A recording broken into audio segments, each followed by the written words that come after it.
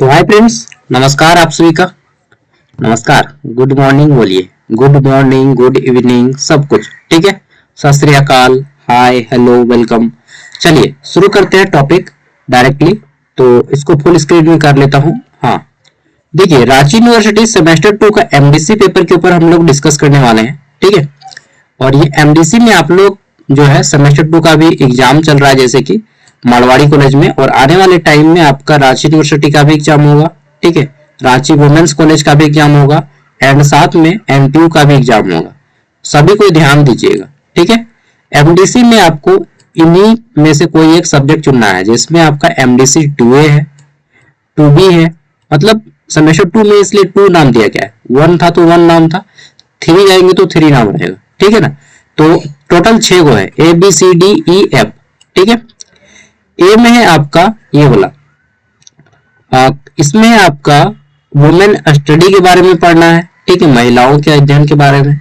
दूसरा जो है आपका आईपीआर पढ़ना है, जो जनरली कॉमर्स के बच्चों के लिए होता है, introduction to intellectual property rights, ठीक है। इनकम टैक्स, जो जनरली इकोनॉमिक्स के बच्चे रखते हैं, ठीक है। फिर आपका डेवलपमेंट साइकोलॉजी, जो जनरली साइकोलॉजी और सोशियोलॉजी के कैंडिडेट रखते हैं, ठीक है। और फिर है आपका ट्राइबल स्टडी, जो बेसिकली आपके लैंग्वेज वाले पेपर वाले स्टूडेंट रखते हैं। और है आपका an introduction to sustainable development, जो आर्ट्स के कैंडिडेट रखते हैं। यहाँ पे सबसे आसान सब्जेक्ट कौन सा है? तो सबसे आसान सब्जेक्ट है ट्राइबल स्टडी, ठीक है। आप कोई भी सब्जेक्ट, जैसे मारवाड़ी कॉलेज का तो फिक्स हो चुका है, एग्जाम हो रहा है, ठीक है। लेकिन रांची यूनिवर्सिटी में जब आपको सिलेक्शन करने दिया जाएगा, तो मैं कहूंगा आप लोग ट्राइबल स्टडी को सिलेक्ट करें, क्योंकि ट्राइबल स्टडी यहाँ पे सबसे छोटा सिलेबस है और सबसे आसान सिलेबस है, ठीक है। तो जब रांची यूनिवर्सिटी का फॉर्म फिलअप होगा, उस टाइम पे आप लोग इसको सिलेक्ट कर लीजिएगा। हो सकता है आप फॉर्म फिलअप के बाद ये वीडियो देख रहे हैं, ठीक है। और इसलिए ट्राइबल स्टडी को चुनिएगा। अगर आप पहले देख रहे हैं तो फॉर्म फिलअप से पहले, क्योंकि ट्राइबल स्टडी सबसे आसान सिलेबस है, ठीक है। चलिए अब हम लोग सिलेबस को डिस्कस करते हैं। सबसे पहले देखिए कितने मार्क्स का एग्जाम होगा। तो एमडीसी पेपर कुछ भी हो आपका, सबका एग्जाम 75 मार्क्स का होगा, ठीक है, 75 मार्क्स का। टाइमिंग आपको जो है 3 घंटा दिया जाएगा, 3 आवर। कहाँ पे लिखा हुआ? यहाँ पे 3 घंटा आपको दिया जाएगा, ठीक है। 75 मार्क्स का एग्जाम होगा। पास करने के लिए आपको 30 नंबर लाना होगा, 30 मार्क्स। अब आपका एक क्वेश्चन होता है कि हमारा पेपर ऑब्जेक्टिव आएगा या सब्जेक्टिव। तो दोस्त सब्जेक्टिव आएगा इस टाइप से, जैसा हर बार देते हैं, यानी कि 1 मार्क्स वाले 5 क्वेश्चन होंगे, ठीक है। उसके बाद 5 मार्क्स वाले 2 क्वेश्चन होंगे, ठीक है। और ये हो जाएगा आपका ग्रुप ए, ठीक है। एक मिनट यार, क्या मैसेज आया बाबा? मेरा नेट खत्म हुआ ना, एसएमएस में पैसा घुसा, नेट खत्म हो गया ठीक है। तो यहाँ पे आपका ग्रुप ए हो जाएगा आपका ये 15 मार्क्स का, एंड ग्रुप बी जो बचेगा ये आपका 60 मार्क्स का होगा, जिसमें 15 मार्क्स वाले किन्हीं 4 प्रश्नों के आंसर करने होंगे। टोटल 6 क्वेश्चन होंगे, किन्हीं 4 का आंसर कीजिएगा, ठीक है। ये था पेपर का सेटर। अब हम लोग देख लेते हैं यहाँ पे कि क्वेश्चन तो ये हो गया, सिलेबस क्या रहेगा। सिलेबस में दे देता हूं, उसके बाद नेक्स्ट वीडियो में मैं आपको इंपॉर्टेंट क्वेश्चन दे दूंगा, ठीक है। हालांकि मारवाड़ी कॉलेज वालों को मैं केवल कोशिश करूंगा एक ही पेपर तब तक से दे पाऊंगा, क्योंकि टाइम मेरे पास कम है ना, और आप लोग का एग्जाम कल है, ठीक है। और रांची यूनिवर्सिटी वाले बच्चे ये वीडियो बाद में देखेंगे, मुझे मालूम है, ठीक है। और ये मैं वीडियो आज बना रहा हूँ 16 दिसंबर को। आप लोग हो सकता है बाद में देखें, जनवरी फरवरी में देखें, या फिर हो सकता है 2025 में देखें, 25 में, 26 में, ठीक है। चलिए देख लेते हैं। तो यहाँ पे पहला है आपका ये कॉन्सेप्चुअलाइजिंग वुमेन स्टडी, इसका सिलेबस है, ठीक है। तो देख लेते हैं, ये आपका सिलेबस है। इसमें आपको पढ़ना है फंडामेंटल कॉन्सेप्ट के बारे में, ठीक है। फिर आपको वुमेन स्टडी के बारे में पढ़ना है, महिलाओं का अध्ययन। देन आपका यहाँ पे growth of women's study in India, ये जानना है। फिर आपको जानना है वुमेन्स स्टडी इन यूनिवर्सिटीज में कैसा होता है। फिर आपको है women's study and gender studies. यहाँ पे ध्यान रखिएगा 5 यूनिट पढ़ना है टोटल, ठीक है, 5 तक। यहाँ पे कुछ रेफरेंस की बुक्स दी गई है, रेफरेंस मतलब सहायक पुस्तकें, ठीक है। दूसरा है आपका introduction to intellectual property rights, IPR. इसका मेरे पास क्वेश्चन पेपर है, मैं आपको आज शाम को अपलोड कर दूंगा, ठीक है। आईपीआर का क्वेश्चन पेपर जनरली ये जो है पहले एलएलबी के स्टूडेंट को पढ़ाया जाता था। एलएलबी जो करते हैं ना लॉ में, ठीक है, बैचलर इन लॉ, ठीक है, एलएलबी एलएलएम हो गया, तो उनको पढ़ाया जाता है ये वाला, लॉ के लिए, वकील के लिए, लेकिन आजकल न्यू एजुकेशन पॉलिसी में इसमें घुसा दिया है। और इसके साथ ही बीएससी के कैंडिडेट को भी ये पढ़ाया जाता था पहले, ठीक है। तो इसमें आपको क्या क्या पढ़ना है, इसमें आपको पढ़ना है understanding and overview of IPR, IPR क्या है, ठीक है। फिर आपको कंसर्न इन आईपीआर, देन आपको पढ़ना है साइबर लॉ क्या होता है, ठीक है। फिर आपको पढ़ना है टेक्नोलॉजीज के बारे में, ठीक है, टेक्नोलॉजीज एंड जितने भी आपका लीगल डेवलपमेंट होता है आईपीआर में, ये सारी चीजें पढ़नी है। कॉपीराइट क्या होता है, पेटेंट क्या होता है, ये सारी चीजें पढ़नी है, ठीक है।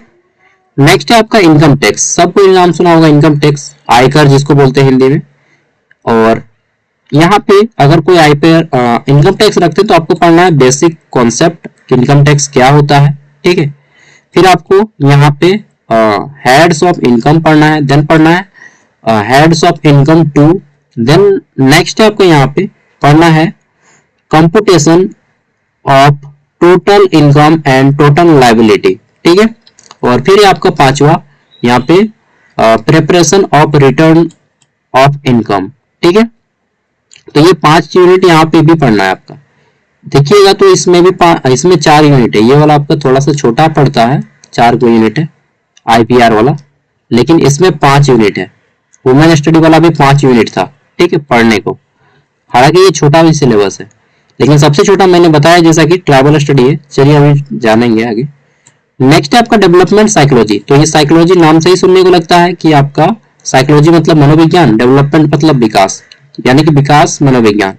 यहाँ पे आपको पढ़ना है द स्टार्ट ऑफ लाइफ, ठीक है, जीवन का शुरुआत, बर्थ एंड द न्यूटन, ठीक है, इन्फेंट। फिर आपका यहाँ पे फिजिकल डेवलपमेंट पढ़ना है, देन आपको यहाँ पे कोग्निटिव डेवलपमेंट पढ़ना है। अरे यार क्या बताएं, चलिए जल्दी से कर लेते हैं, उसके बाद जाएंगे। Physical, social and personality development, ठीक है, ये सारी चीजें पढ़नी है। देन पढ़ना है cognitive development in pre school year, जब बच्चे स्कूल में होते हैं उस टाइम पे। फिर पढ़ना है आपको physical, social and personality development in middle childhood, ठीक है, जब बच्चा चाइल्डहुड में होता है। नेक्स्ट है आपको यहाँ पे कोग्निटिव डेवलपमेंट पढ़ना है इन मिडिल चाइल्डहुड, ठीक है। तो ये टोटल आपके 7 यूनिट पढ़ने हैं। देखिए यहाँ पे नॉलेज बहुत कुछ मिलेगा, लेकिन थोड़ा सा ये आपका लंबा पड़ जाता है, हाँ पढ़ता है ना 7 को यूनिट। चलिए नेक्स्ट है आपका यहाँ पे MDC 2E ट्राइबल स्टडी, जिसकी मैं बात करता हूँ कि ये सबसे इजी है। क्यों इजी है भाई? 8 को है, उतना आसान नहीं है भाई देखने में तो लग रहा है, लेकिन उतना आसान नहीं है। कितना है टोटल यहाँ पे? कल्चरल इश्यू, बाप रे, हमको लगा ये छोटा सिलेबस होगा नाम सुन के, लेकिन यहाँ पे बहुत बड़ा है। चलिए तो देख लेते हैं। यहाँ पे ट्राइबल स्टडी में पढ़ना है आपको ट्राइबल कॉन्सेप्ट, ठीक है, यानी कि ट्राइबल मतलब होता है आपका जनजाति, ठीक है, एक मिनट, जनजाति मीनिंग पढ़ना है, अर्थ क्या होता है जनजातियों का, ठीक है, जनजातियों का उद्भव कैसे हुआ। नेक्स्ट है आपका ट्राइबल कल्चर के बारे में पढ़ना, जनजातीय संस्कृति के बारे में। नेक्स्ट है आपका ट्राइबल ट्रांसफॉर्मेशन। नेक्स्ट है आपको यहाँ पे सोशल पॉलिटिकल इश्यूज, ठीक है, और इकोनॉमिक इश्यूज, ये हो गए। तो फिर आपका है यहाँ पे infrastructure issue, habits and settlement, basic, civil American, ठीक है, और फिर आपका कल्चरल इश्यूज। ये आपके 8 को टॉपिक पढ़ना है। नहीं यार आसान नहीं है भाई आसान नहीं है और अच्छा भी नहीं है। मतलब मैं एक पूर्वाग्रह कर रहा था कि सोशल ये जो होता है ट्राइबल स्टडी आसान होगा। अंतिम है an introduction to sustainable development, ठीक है, यानी कि पहले ये जो पेपर था सेमेस्टर 2 में कंपलसरी पेपर था सभी के लिए, जब 22-26 सेशन का एग्जाम हो रहा था उस टाइम पे। अभी तो 23-27 का हो रहा है और आने वाले टाइम में 24-28 का होगा, फिर आगे चलता रहेगा। लेकिन ये पहले जो है ये पेपर 100 मार्क्स का ऑब्जेक्टिव आया करता था, लेकिन अब ये आपका सब्जेक्टिव हो गया है और इसे रख भी सकते हैं नहीं भी रख सकते हैं। इसमें टोटल आपके कितना यूनिट पढ़ना है? तो टोटल 6 यूनिट पढ़ना है, ठीक है। देखिए यहाँ पे जो मेन क्वेश्चन है मैं डायरेक्टली क्वेश्चन को बता देता हूँ। इंट्रोडक्शन टू सस्टेनेबल डेवलपमेंट यानी सतत विकास क्या है? वैसा विकास जिससे विकास भी हो और आने वाले पीढ़ी पर कोई खतरा ना हो, इसे सतत विकास बोलते हैं, ठीक है। आप सब पढ़े होंगे। यहाँ पे जो एक क्वेश्चन बनेगा ये वाला कि ब्रूटलैंड आयोग क्या था, ठीक है, ब्रूटलैंड आयोग के बारे में संक्षिप्त टिप्पणी लिखें। दूसरा आ सकता है आपको जो रियो सम्मेलन है, रियो सम्मेलन के बारे में संक्षिप्त टिप्पणी लिखें। मैं डायरेक्टली क्वेश्चन बता देता हूँ आपको, ठीक है। और भी क्वेश्चन बनेंगे, हालांकि ये 2 क्वेश्चन डेफिनेटली कोई ना कोई आएगा ही आएगा, तो आप लोग जिनका एग्जाम है तैयारी कर लीजिएगा। बाकी मैं कोशिश करूंगा क्वेश्चन बनाने का जल्दी से, ठीक है। इकोसिस्टम के बारे में पढ़ना, पारितंत्र के बारे में और सतत विकास के बारे में। फिर आपको पढ़ना है यहाँ पे डायमेंशन टू सस्टेनेबल डेवलपमेंट, सतत विकास की जितनी भी आपकी सीमाएं हैं उसको पढ़ना है। फिर पढ़ना है फ्रेमवर्क ऑफ सस्टेनेबिलिटी, ठीक है। और अगला है आपका यहाँ पे critical perspective on sustainable development, और ये आपका छठा, ठीक है। तो पढ़ लीजिएगा, सिलेबस मैं सबका वीडियो को डिस्क्रिप्शन में दे दूंगा।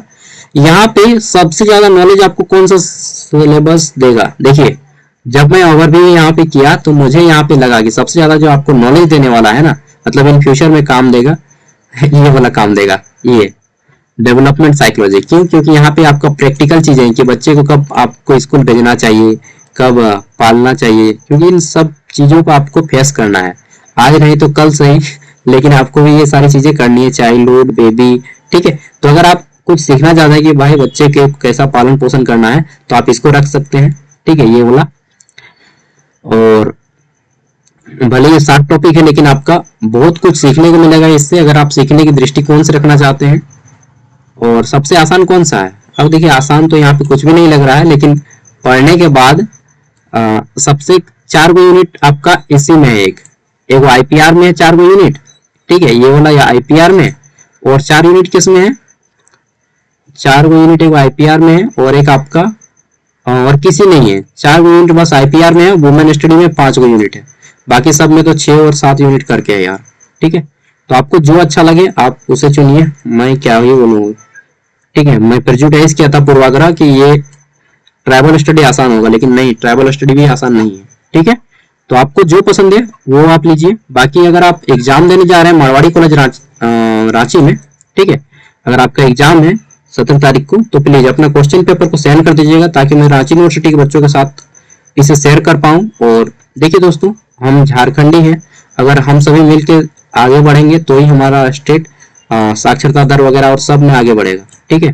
तो 89 86 60 75 41 इस नंबर को नोट कर लीजिएगा और इस नंबर पे अपना क्वेश्चन पेपर हमें सेंड कर दीजिएगा, ओके, ताकि मैं रांची यूनिवर्सिटी के बच्चों को दिखा सकूं ताकि वो फेल ना हो, ठीक है, सब मिलके आगे बढ़े। बाकी अगर आप लगता है कि नहीं दोस्त सेंड करना चाहिए तो आप प्लीज सेंड कर दीजिएगा। और अगर आपका कुछ भी डाउट भी होता है एग्जाम से रिलेटेड, ठीक है, तो आप पूछ भी सकते हैं, मैं आपको आंसर कर दूंगा, ठीक है, आपके कंफ्यूजन को भी दूर करूंगा। इसी नंबर पे कॉल मत कीजिएगा, बस ओनली व्हाट्सएप टेक्स्ट कीजिएगा, मैं आपको आंसर कर दूंगा जब भी खाली रहूंगा, ठीक है। अपना क्वेश्चन पेपर प्लीज इस नंबर पे सेंड कर दीजिएगा यार, और नहीं कीजिएगा तो फिर हम क्या ही कर पाएंगे, ठीक है। सही है नंबर 89 86 60 75 41, हाँ सही है, ओके बाय, थैंक यू। कोशिश करूंगा सस्टेनेबल डेवलपमेंट और आईपीआर का अभी क्वेश्चन पेपर मैं आपको दे दूं, ठीक है, और important question. Bye, take care, all the best, अच्छे से एग्जाम दीजिए। कहाँ गया, बंद कर देते हैं, चलिए।